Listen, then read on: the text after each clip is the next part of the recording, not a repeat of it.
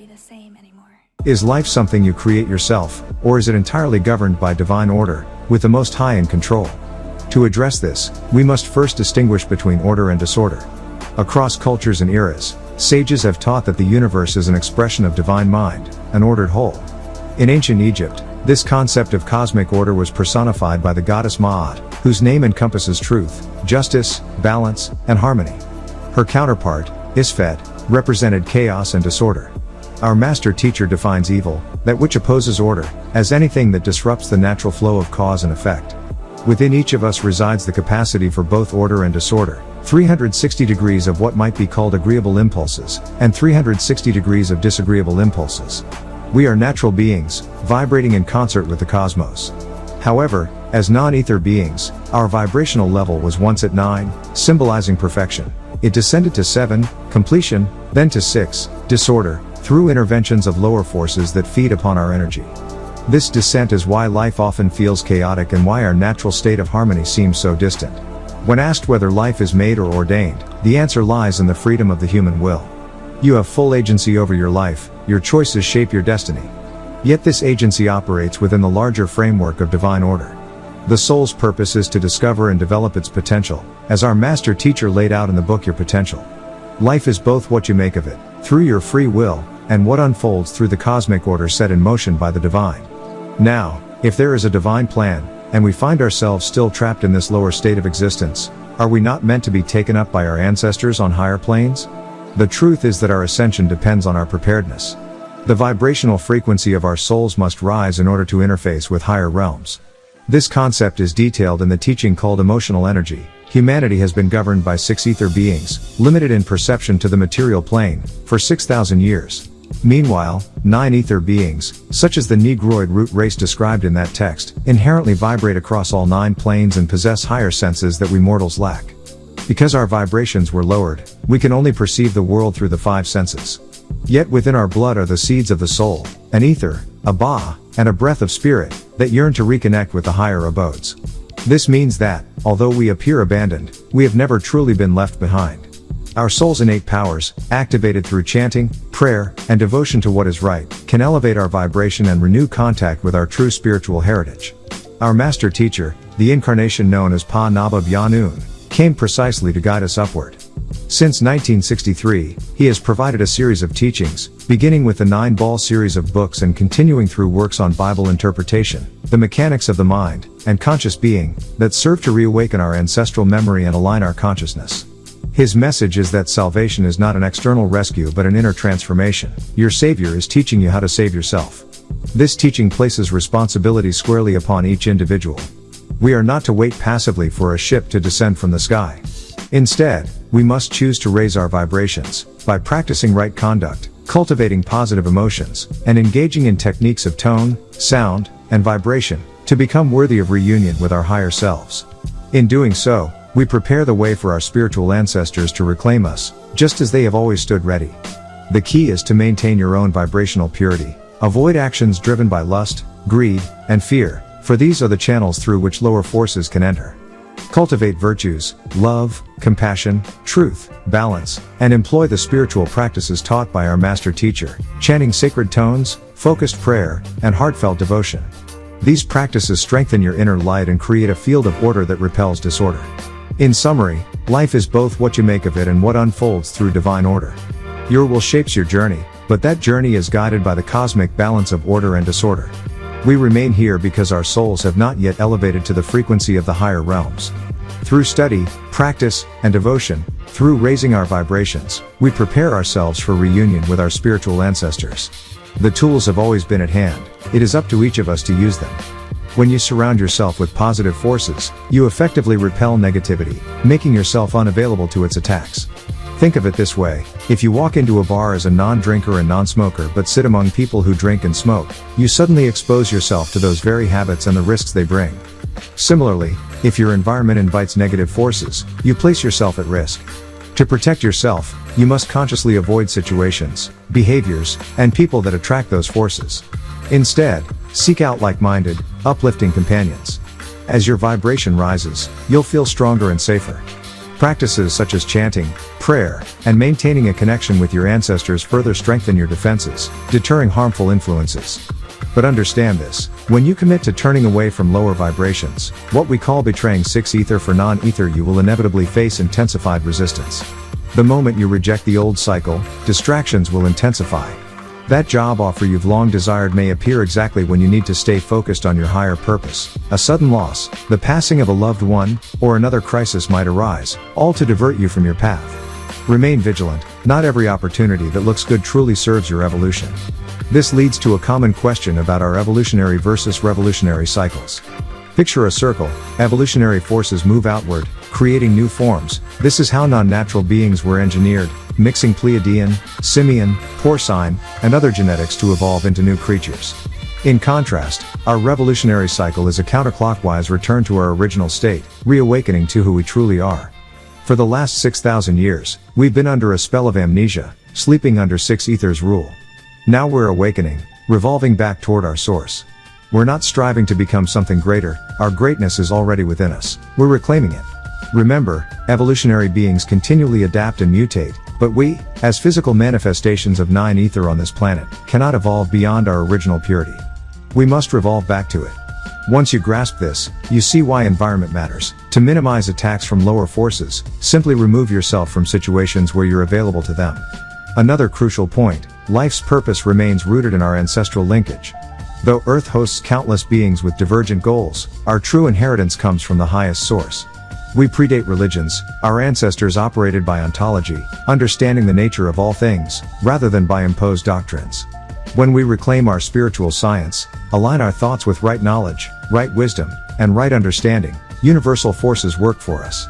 But first, we must pass the capability test, reject alien religious names and spirits, God, the false Jesus, Lord, Christ, Ghost, and free our minds from oppressor religions. Only then can we access our inherent mind power, the greatest power in the universe. Life's purpose, then, is simply to return to our source. Water always seeks its origin, so must we. Distractions appear, tempting good offers or sudden misfortunes, yet they all serve to pull us away from our revolutionary cycle. By embracing our lineage, rejecting lower inclinations, and cultivating our natural frequencies through PAX methods, we awaken our true mission and fulfill the plan our souls set before incarnation. Finally, regarding questions of sexual preference or so-called degenerate behaviors, our judgments often stem from alien religious opinions. Sexual orientation is a private matter, unrelated to one's spiritual worth or purpose. In fact, some cultures honor gatekeepers, individuals with hybrid spirits, recognizing their double portion resonance. Our focus should be on personal transformation, not policing others' private lives. As the Master taught, stay out of other people's bedrooms, concentrate on mastering your own mind, rejecting alien doctrines, and fulfilling your revolutionary destiny. We already have the blueprint for complete self-sufficiency. Imagine a community that needs no welfare, no handouts from government, one that owns its land, grows its own food, educates its children and, literally overnight, eliminates poverty and dependency. This is entirely within our grasp. The Master Teacher laid out this plan precisely so we could build our own economic foundation and live free of external control.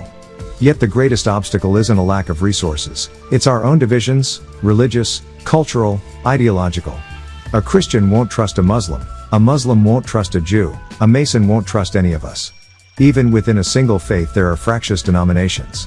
This divide and conquer mindset prevents us from ever presenting the blueprint in unity.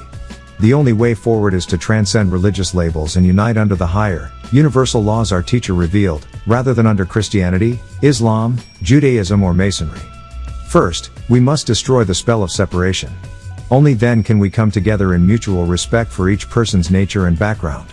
A universal plan doesn't demand everyone think alike, it asks that we honor each other's journeys and approaches. Love and unity are the master keys, they free us both individually and collectively. Part of the spell is hidden in language.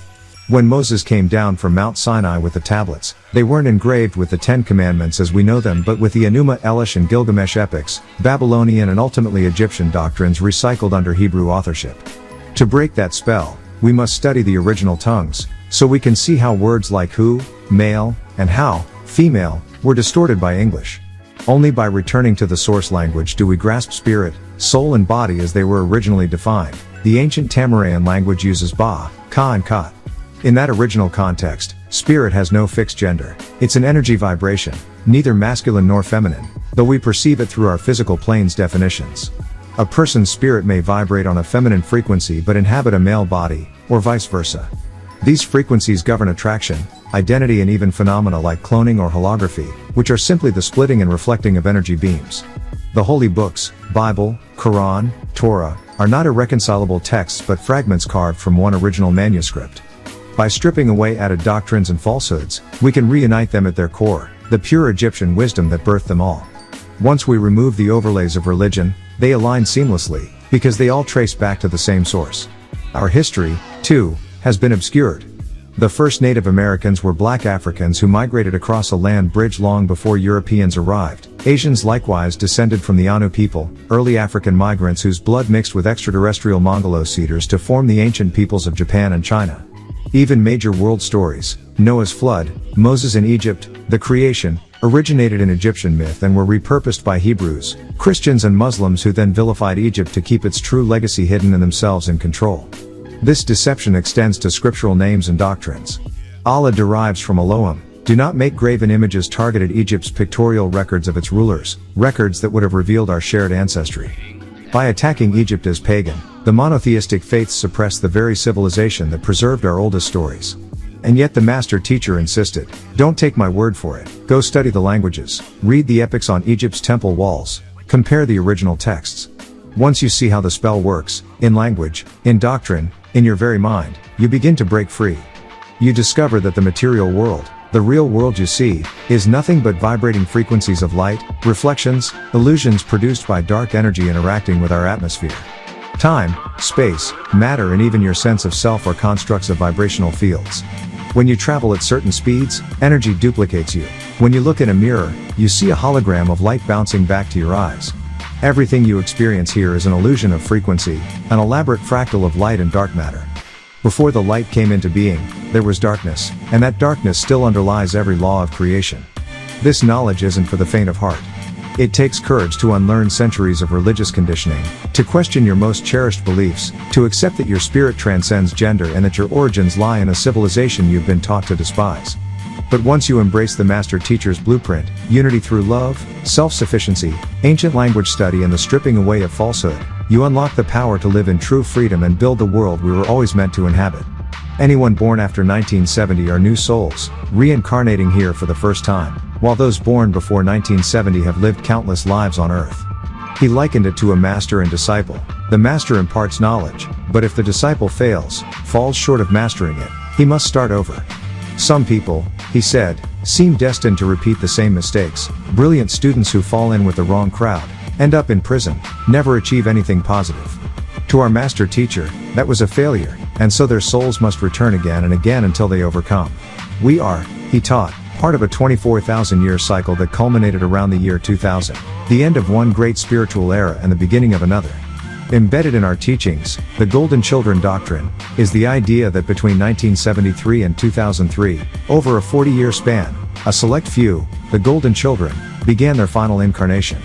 They're rare, gifted with inner vision, often feeling out of place, even labeled crazy or delusional by others, because they perceive reality with a third eye. They may possess extraordinary psychic or creative powers, but they don't always know who they are or why they feel so different. The Golden Children came to guide humanity and heal the planet, but they've been distracted, most notably by hip-hop. Early on, their gift for rhythm and rhyme could have become a powerful medium of spiritual expression. Instead, when the industry fell under negative influences, gangster rap usurped that gift, turning it into a self-destructive culture that keeps these souls from fulfilling their destinies. Recovery is possible, but only for those who choose the path of restoration. As long as icons like Jay-Z, Beyoncé, and Kanye West profit from selling out our people, our spiritual guardians remain lost in the noise. When asked how to raise one's vibration, our master teacher pointed to the practices of the ancient orders: meditation, polarity control, concentration. Understanding tonal science is crucial. Earth's vibrations were once inhospitable to certain interdimensional beings. In the early 1950s, changes in musical tempo and tone, jazz, the birth of rock and roll, opened the planet to these entities, manifesting as possession or inexplicable behavior when people lost control of their bodies under altered frequencies. Everything in nature vibrates at its own frequency: plants, animals, elements. By tuning ourselves to the right tones, we align with the All. Our master teacher taught mantras like I am in the love of the All, and all love is in me, I am one with the All, and the All is one with me, I can succeed as the All can succeed, to remind us that respect for self and respect for nature are inseparable. He spoke extensively about race and origins. The Caucasian race, he said, emerged through mixing with dog-like beings, hence their lack of respect for nature, while the Indo-Arab peoples stem from celestial unions with reptilian and other extraterrestrial species. These are ancient histories recorded in the holy tablets and Sumerian epics. Canaanites, the original Semites, mingling in the Caucasus with flugel rods to produce different peoples, some black, some white, each with distinctive features. Then there's the matter of spiritual lineage. Our master teacher insisted that true alignment goes beyond labels, whether Christian, Muslim, or Jew. When you truly understand and live the ancient teachings, you inevitably return to the original path of the ancestors. Our culture clarifies lineage and ancestry. The Nataru, divine beings, before and after mixing with human races, the three species of Caucasians grafted by Yakub 49,000 years ago, and the various primate mixtures, the gibbon, the chimpanzee, the orangutan, that explain the differences in hair, skin, and facial structure among the Caucasus. On homosexuality, our master teacher offered a nuanced view. True hormone sexuals, not homo but hormone, possess both masculine and feminine spirits, much revered as gatekeepers in ancient Africa, capable of opening vortexes between dimensions. This was neither mere pleasure-seeking nor moral perversion, but a sacred humanness once celebrated, later demonized and outlawed by religions intent on suppressing those powers.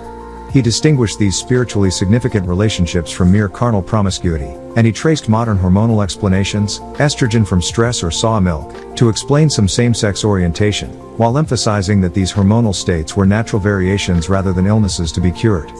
Finally, our master teacher lamented that even when black people established autonomous communities, like the Three Kingdoms in Bushwick, New York, their culture was undermined by outside influences. He recalled his own mission on Bushwick Avenue, where hustlers enticed the youth because their parents boasted of street exploits, inadvertently poisoning the next generation.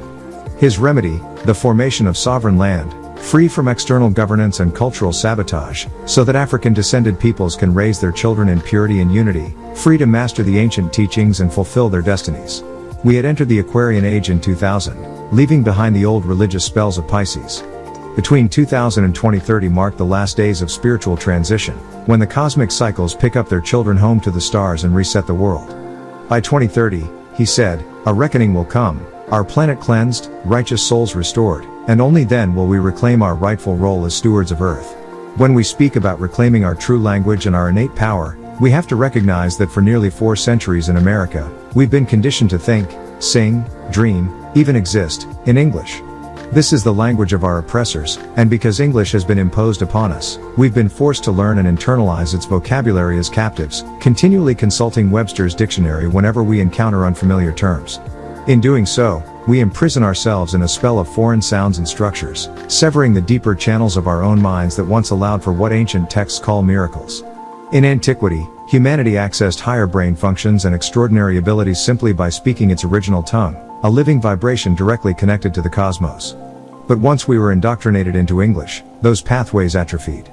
To liberate us, our master teacher introduced religion as an intermediary, first Islam, teaching us Arabic, then a new Hebrew, blending Hebrew and Arabic dialects, and simultaneously preparing us for the restoration of our primordial language, which he called NWPU. NWPU wasn't a concoction of Arabic or Hebrew, but rather a revelation of where those languages, and all subsequent ones, originated, the ancient Nile Valley civilizations of Egypt and Nubia. By gradually infusing our instruction with Arabic and Hebrew roots, he demonstrated the genealogy of words and tones before unveiling the true, tonal NWPU. Once we attune to our own vibrational frequencies, the tones of our ancestors, we activate dormant powers. This was why African warriors, armed only with primitive weapons, repelled invaders wielding cannons and firearms. They were grounded in nature's frequencies, protected by the very earth and its spirit. Conversely, because we cease speaking our natural tones, our spiritual energy has been siphoned by our oppressors, fueling their successes. When we return to NWPU, the doors of opportunity swing wide again, and our ancestors work through us to manifest abundance and triumph. This linguistic reclamation is inseparable from understanding our diversity. There are 9 distinct African species, regional groups like Nubians, Zulus, Mandingo, and others, each shaped by climate, diet, and interaction, just as different cat species won't interbreed in the wild. Centuries of migration, war, and forced exile fractured these groups, and colonial powers deliberately promoted external languages and patriarchal religions to suppress the matriarchal bonds that once united us. By learning our tonal language, we realign with the original unity of our people, appreciating our differences yet recognizing a shared origin. Our spiritual and intellectual heritage dwarfs what any Abrahamic faith has contributed to science and culture. We are the Sun people, physical manifestations of the cosmic fire and dark energy that birthed the universe. Our DNA mirrors the structure of atoms and solar systems. Our bodies radiate the warmth and light of our inner suns. Other races arose from us, but only we carry the blueprint of creation itself. This is why black people are inherently dominant and powerful. We are co-creators with the universe. Yet dominance without self-knowledge leads to subjugation. When we forget who we are, we fall prey to external manipulation. We allow disrespect of our bodies and spirits because we lack a clear sense of our own value. Our women surrender to men who neither cherish nor understand their sacredness, and our leaders vie for power without grasping the nature of those they lead. True unity and empowerment emerge only when we relearn our original language, reclaim our tonal heritage, and recognize the spiritual frequencies that bind us to nature, to each other, and to the cosmos itself. Only then can we dismantle the legacy of bondage and restore the full spectrum of our ancestral powers. Black men and women alike find themselves entrapped by emotional manipulation, using our own feelings as weapons against us.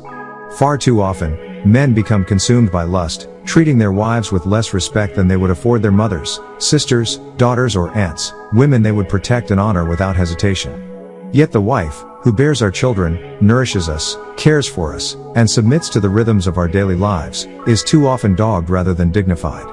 This contradiction reveals a deeply ingrained, fractured mentality born from centuries of cultural dislocation and indoctrination. Since being torn from Africa, our collective perspective has been filtered through imported doctrines, Christianity, Islam, Judaism, and a Caucasian worldview that we've internalized over 400 years.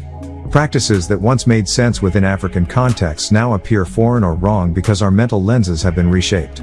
When a man opts for polygamy, deemed scandalous through European eyes, we judge him as unloving. Yet this is part of traditional practice elsewhere. Conversely, behaviors intrinsic to our nature, once free and accepted, become points of shame under a Caucasian state of mind.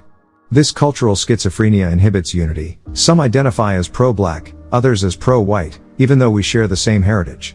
Our tribal genetics and cultural variances further compound division. To remedy this, we must first learn to mind our own business, respecting others' cultures without imposing our judgments. Just as one wouldn't uproot a lion cub and parading it as a performing pet, we cannot force foreign ideals onto communities whose ways have sustained them for millennia. Imposing democracy or civilization on another people simply domesticated their spirit, until it inevitably reverts, sometimes with violent backlash. The broader solution for black people, and indeed for all humanity, lies in acknowledging and respecting fundamental differences in nature. Hindus, Caucasians, Africans, each group has its own cultural DNA, its own nature. Disagreeableness is not immorality, it's merely divergence from one's own comfort zone. When we recognize that someone's way of being is valid, even if we don't personally embrace it, we cultivate genuine respect. Such an ethos would dissolve much of the racism, prejudice, and conflict that plague us, for these are human failings amplified by doctrinal overreach. What, then, is the solution for black people? Mind your own business. Do not travel to another land and impose your standards on its people. Recognize that their customs have evolved to suit their environment, just as ours did in Africa. Reclaim cultural sovereignty. Understand the origins of doctrines thrust upon us, religious or otherwise, and choose selectively which truly serve our communities. Embrace unity through diversity. Respect inherent differences in nature and culture. By accepting who we and others are, we form a foundation for solidarity. We must accept that beings of differing cultural and genetic backgrounds will naturally clash if compelled to conform. By acknowledging each culture's unique history and allowing it its rightful space, we can weave a global tapestry that honors diversity rather than attempting to erase it. The journey of self, both physical and spiritual, begins with knowing who and what you are at the deepest level. Embedded within you is the divine principle, the spark or seed of life that, once recognized, can guide your inward metamorphosis. Before you can venture beyond the purely physical realm, you must first understand and master your physical self. When you sit in solitude to meditate, the true work begins, silencing the mind and all its competing voices. Almost everyone who meditates experiences this, a flood of thoughts about people, events, sensations, even cravings for food or substances. These aren't random intrusions, they are real voices arising from the many layers of your genetic and ancestral memory. As our master teacher explains in the Genetic Kiss, within you coexist not only your own consciousness but echoes of your parents, grandparents, and countless forebears extending back 4, 5, even 6 generations. Each ancestor contributes its own voice or personality, and without disciplined practice, these can overwhelm your awareness. Controlling these voices begins with a simple yet profound principle: learn to recognize your own true voice, your will, and to master it.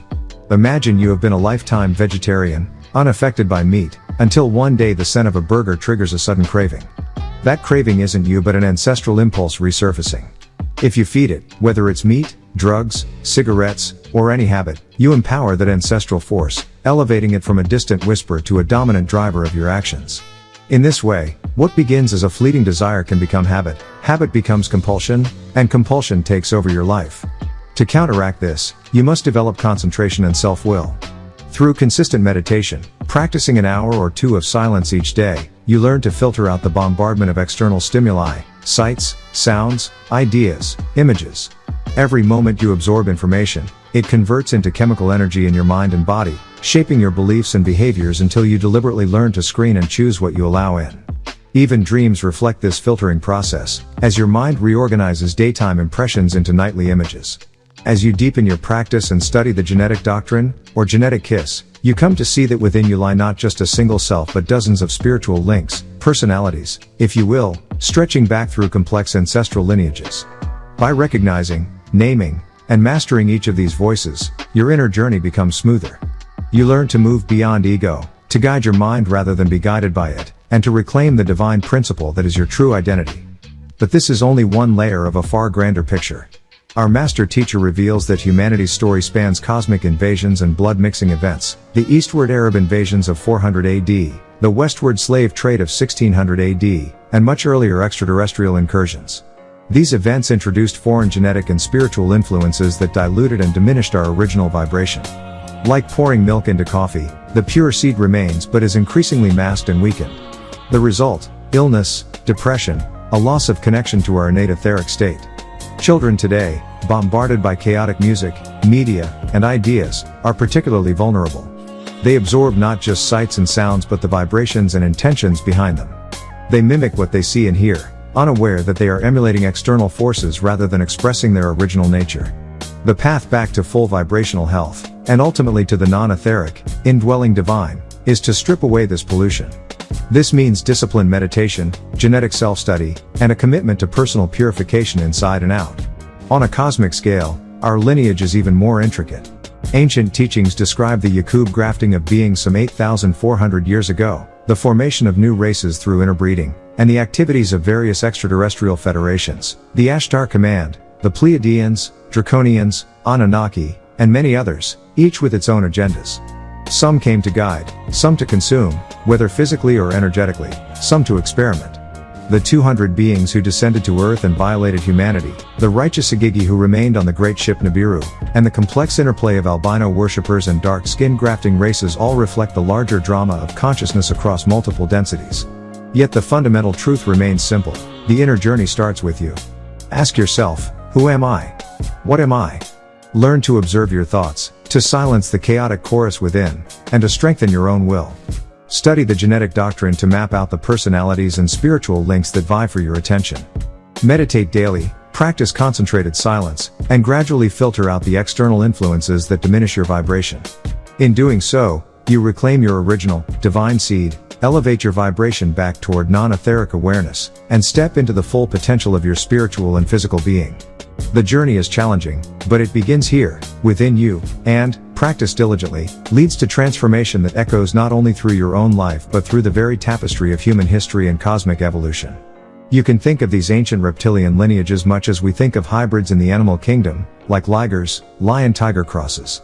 Enki, for example, was a hybrid of 2 distinct reptilian royal families and therefore not pure blood to the Anunnaki elite. That impurity disqualified him from rulership. The Draconians themselves trace back to Aldebaran and, when they cross-mixed with the original Anunnaki, gave rise to yet another humanoid reptilian hybrid known today in India as the Hindu race, also reptilian humanoids whose offshoots spread into the Kanachi star systems under names like Prion/Nirvana and, in Sanskrit, Sing or Sing. In each culture the name shifts slightly, but it often refers back to the same craft or ruling bile, the great crystal-paneled mother-ships sometimes called the Crystal City, the New Heaven, or the New Earth. Just as modern air forces field many planes emblazoned U.S. Air Force, so our fleet comprised 9 distinct vessels, the 9 Nibiru, each carrying different mixed-blood colonists to worlds like Aldebaran, Orion, and Sirius.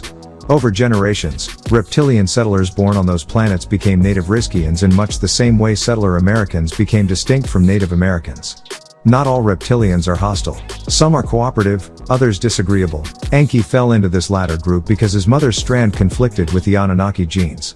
Those who fall in with the ways of the Mukasu, the lower vibration, carnivorous Caucasus line, risk becoming prey themselves, since certain factions feast on human flesh or blood. By contrast, those who retain their original, higher melanin genetics, remain protected. At 6 months gestation, fair-skinned, transparent spirit beings are said to enter the Caucasian womb to inscribe the Caucasoid gene, activated in utero by what ancient texts describe as fairy or fire spirit, a process lightly echoed in Disney's Snow White. This is why fairy godmother motifs recur in European lore. Without that activation, the offspring risk becoming non-ascendable. Much like the canine-crossed carnivorous human beasts born of the Fluggerod's desperate genetic merging during ancient attacks on the Draconians. Meanwhile, the new Hebrew, Muslim and Christian movements of the last few millennia, whether the early Israelites, the Ansar Muslims, or the Nation of Islam today, share in these genetics. Their teachers emphasize that true rulership depends on aligning with the master, whose knowledge alone can guide these mixed bloodlines toward their destiny. Attempts to reform or make over the devilish line, be it through European technologies, Scientology's e-meter, or other CLA machines, contradict the original message. Transformation comes not from outside gadgets but from reawakened inner genetics. So as you research UFOs and green-lit crafts on YouTube, remember, the color might shift to lure you in, but what really matters is the vibration of your own lineage. Those ships, whether motherships or smaller shams, respond not just to electromagnetic signals but to the frequency of your blood and spirit. Align with the master's knowledge, honor your melanin-rich heritage, and you need never fear the white magic of lower ethers. Instead, you'll stand ready to reclaim rulership when the time comes to evacuate Earth, carry your original genes across the cosmos, and establish the new cycle of true Nagaru governance. Now, consider the story of the 8 Ogdoads born from the waters of Tiamat on planetary Earth. Those beings from water were protozoan ancestors, amphibian and reptilian hybrids evolved by Adam, a scientist of the dragon race, who spliced off in deity DNA so life could flourish in Earth's aquatic environment.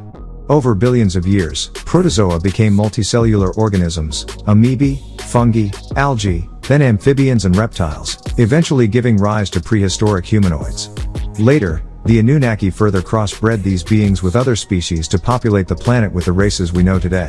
All of this is elaborated in Chapter 1 of the Holy Tablets, Life Forms of Tiamat, and in the Book of Creation and Book of the Slaves, where the protozoa, amoeba and Demetrian lineages are traced in vivid detail. The Ogdoads were engineered aquatic progenitors by extraterrestrial scientists to survive Earth's water-dominated ecosystem. Over time, as they absorbed Earth's properties, they developed reptilian scales and mammalian traits. Ancient Egyptian iconography, even the jackal-headed Anubis, hints at this synthesis, representing both amphibian and serpent aspects of creation. Regarding etheric resonance for mixed-race individuals, your etheric level is determined by your consciousness, not skin color. All humans carry varied extraterrestrial and subhuman, Caucasus, genetic influences that can lower one's etheric resonance. Awakening to our teachings, practicing NWPU and heeding our master teacher's voice raises one's etheric vibration, regardless of racial background. The Anunnaki come from various star systems, and they interact with different species and commands. Think of Christianity's cross, Islam's star and crescent, Judaism's six-pointed star. This is our symbol. Within the Anunnaki, there is a warrior class called the Anu Ding, sent to war against reptilian races. There are the Draco, the Nomo, the Amim, all reptilian but distinct in the Holy Tablets, serpent race, dragon race, Hayton. 5 separate reptilian species, each from different origins, and each fighting for territory. When the Rizkians evacuated their home as its ozone layer depleted, many resettled in Pleiades, Orion, and Sirius. Other peoples, intimidated by their advanced technology, attacked them and appropriated their tech. So much of what the Draco use is ancient Rizkian technology. Imagine trading a torch for a cell phone flashlight. These conflicts extend to food. Some beings see us as nourishment. In our own world, a Chinese diner might look at a pet dog as dinner, Likewise, certain alien species see humans as sandwiches, while others condemn it. War breaks out between those who would protect us and those who would consume us. That's where the terms evil and wickedness emerge, anything so extreme that it violates your sense of good and bad. If a hyena snatches your child at the pool, is that evil, or simply nature? We categorize extreme acts as evil because they clash with our religiously instilled notions of right and wrong. Colonialism mirrors these cosmic conflicts. In Mali, you have Mandingo, Dogon, Senya Ufo, Fani tribes, each with its territory. Colonial rulers force them to live together, igniting tribal wars. The same happens on Earth: Irish, German, Jewish, British, all Caucasians, yet ancient grudges and suppressions bred hatred, culminating in atrocities like the Holocaust. The Plains Wars played out similarly. Around 8,500 years ago, the Draconians created pre-Adamic beings as a food source. Those beings then migrated to Pleiades and attacked the Rizkians. They befriended them, discussing sports, sharing barbecues, only to betray them by kidnapping women into slavery, as dramatized in the film Taken. This new slavery persists in the Middle East today. Why do certain races get UFO contacts?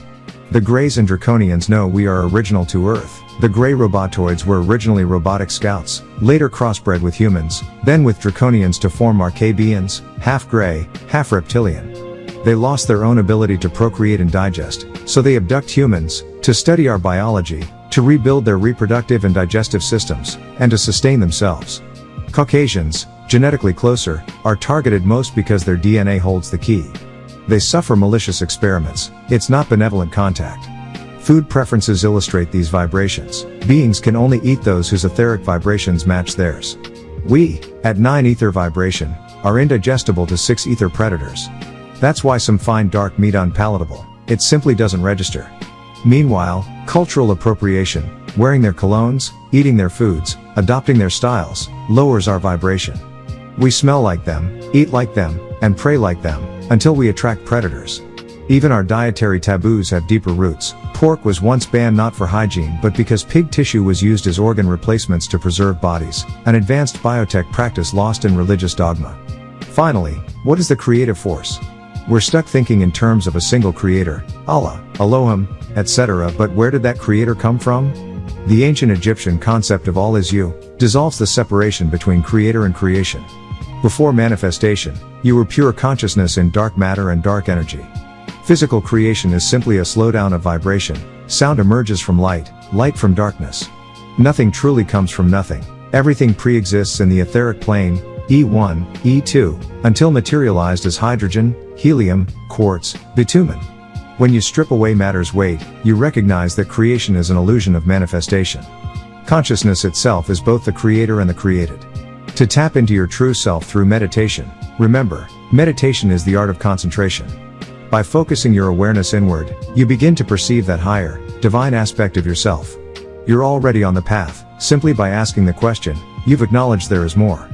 From there, it's a matter of practice. Still the mind, observe your thoughts without judgment, and let the allness of consciousness reveal itself.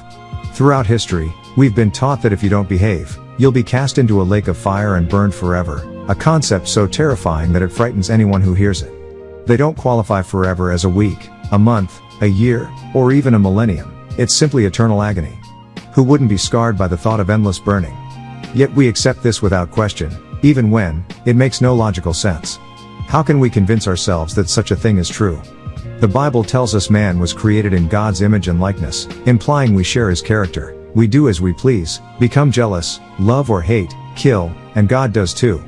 We have his nostrils' breath of life and have become living souls. From where, then, do we derive our soul, our image, our life? From God. Then we were told that eating from the tree of knowledge would make us like God, knowing good and evil. Christians claim the devil lied, but even Genesis says, man has become like one of us, knowing good and evil. So we gained knowledge, from God. God then warned that eating from the tree of life would make us immortal. To prevent us from becoming his equals, he barred us from it. If we could live forever, God could neither destroy us nor maintain absolute power. That's why he expelled us, to eliminate competition. Yet we continue to tolerate a God who hardens Pharaoh's heart just to showcase his might, who demands sacrifice and revels in the smell of burning flesh, and who uses fear of God to keep us obedient. We unquestioningly accept Abraham's near filicide, even though God doesn't have a nose to smell Isaac's flesh, and we swallow the promise of an afterlife punishment so bizarre, an eternal lake of fire, that it strains credulity. What fuel sustains that fire? How could a body burned to ash exist for eternity? We're told the devil introduced evil, but Isaiah proclaims, I form light and create darkness, I make peace and create evil. So if God is truly omniscient and the source of all things, from where did the devil's pride originate? If God knew Satan would become wicked, why create him, or pride itself, in the first place? You cannot have something without God first conceiving it.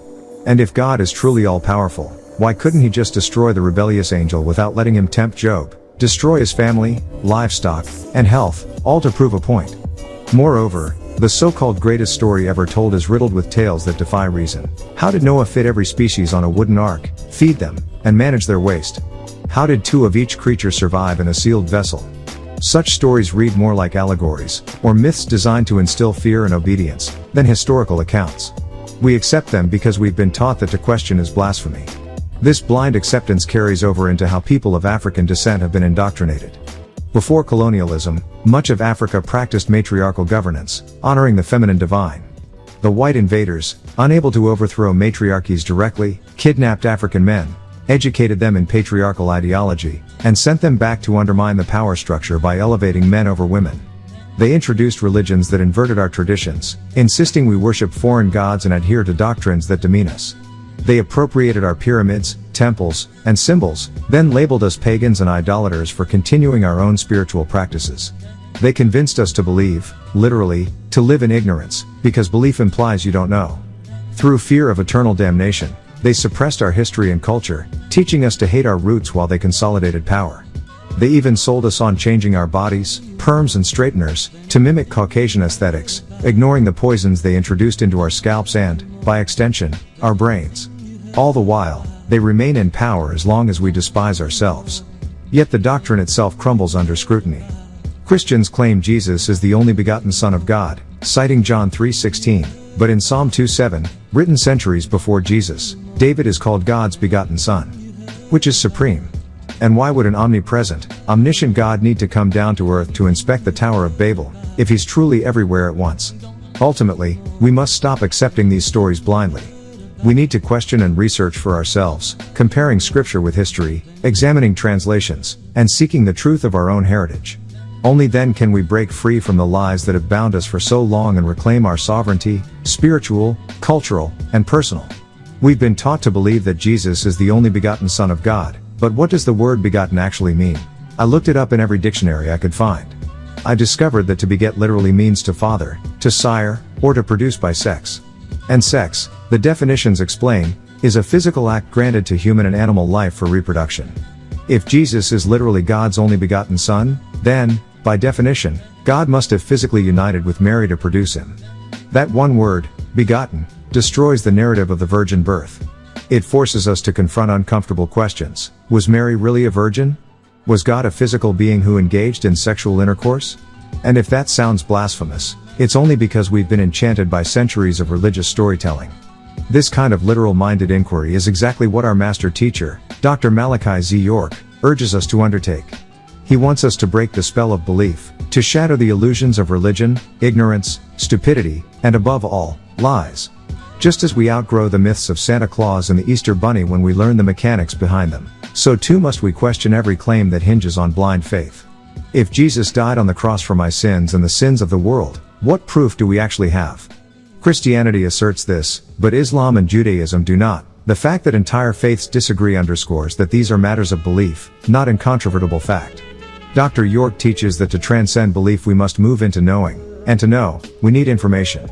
Enough information doesn't guarantee truth, but it does equip us to ride the mental roller coaster of conflicting claims, sifting what makes sense from what doesn't. Think of it like a car. If you know about gasoline, batteries, alternators and distributors, you can see through any mechanic's tall tale about non-existent modulators and insist on real diagnoses. The same applies to spirituality. Once you understand the meanings behind words like begotten, you can't go back to swallowing them uncritically. True knowing also involves understanding our own inner landscape. We inherit not only our DNA but the voices of our ancestors, dozens of them, 4 generations back, influencing our urges and impulses. That's why the Bible says the sins of the fathers unto the third and fourth generation. Those voices whisper in our minds, cravings, fears, desires we didn't consciously create. Some never learn to distinguish their own thoughts from those ancestral echoes and end up controlled, or even destroyed, by them. To break free, Dr. York says, is to master oneself, to know thyself. Only by learning which thoughts are our own, which stem from our parents' parents, can we perform our own exorcism. In those critical first 3 seconds, before external or spiritual influences gain traction, we must pause, recognize the intrusion, and choose our response. Exercise that discipline often enough, and the voices weaken until they no longer rule us. In that self-mastery, we become gods of ourselves. That's why we reject intoxicants, spirits, ironically named, to avoid inviting external entities to commandeer our minds. Anger, too, can lower our vibrational guard, letting in negative forces, just as the movie Ghost so vividly illustrated. Instead, we cultivate right knowledge, right wisdom, sound reasoning, so that wrong actions become nearly impossible. And when it comes to abstract questions, like is Jesus real? We confront again the limits of belief. We cannot see, hear, taste, smell or touch Jesus, we have only texts and traditions. Like Santa Claus, whose North Pole home remains unfound, Jesus remains an article of faith without empirical proof. We cannot even definitively prove Adam and Eve existed, despite claims of them as first when fossils demonstrate humans millions of years before a 10,000-year-old Adam. If we can't establish the reality of our earliest ancestors, how can we insist on the historicity of every figure in our sacred narratives? So we end where our master teacher began, by inviting you out of belief and into knowing.